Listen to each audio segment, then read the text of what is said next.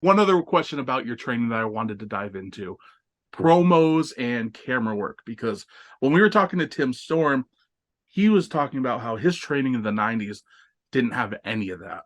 Mm, Promo work was basically non-existent, and camera angles was certainly non-existent because he wasn't doing TV. He was just an indie in Arkansas. mm. You were training with a guy who, the biggest TV star in the world for WWE at one point. Was that a different training? Because obviously, maybe not at first, because again, basics, basics, basics. As it went on, did that start becoming a focus, working towards a camera, working for a camera, knowing where the hard cam is, or was that really nothing you focused on? It wasn't. It wasn't something we focused on because this would have been said Sean School in 1999. Yeah. Um, I don't remember hearing a referee say hard cam, uh, during a match until 2016 during the cruiserweight stuff. Like Oh wow. yeah. So I mean, even in 2008, you didn't hear like we're in replay, a hard cam, stuff like that. It was just guys did it or didn't do it, and they would shoot around it. It's been a lot more focused on now, and it's something that I have my students. I ask them to work on that too.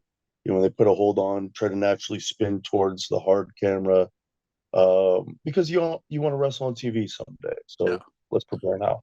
And I guess also, and we'll hopefully get into this if we have time, the way the indies have changed over time too, because obviously TV is the goal, but everything's recorded now. In Mm, 2000 and 1999, there was a lot of indies who just either didn't record anything or they had one hard camera up in the corner that no one even paid attention to that was very blurry that they might release and might not. Nowadays, mm. it's like people can record a whole show on their phone in relatively HD quality, and it's a whole different world. So I'm guessing it's a good habit to get into even at a young age and career. Yeah, I would think so. I would think so. I mean, work. I mean, you gotta work the place where you're at as far as Mm-hmm. the style enough to get a reaction, but also work enough towards your ultimate goal. For me, it was the WWE. Do you If it's Japan, wrestle like you want to go to Japan. that makes a lot of sense? Do you find that it's more difficult to train people to work on the angles and stuff like that, or do you think it's becoming, because it's becoming more common, maybe it's getting easier over time to have people work in that direction?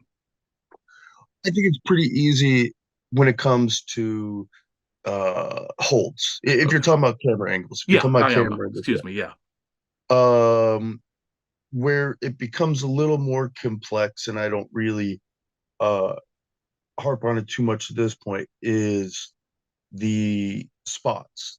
Like Yeah. if we're running a spot one direction, well, it's more appealing to the eye this way instead of coming at you and away from you. You've got no real depth other than the size getting a little bit bigger.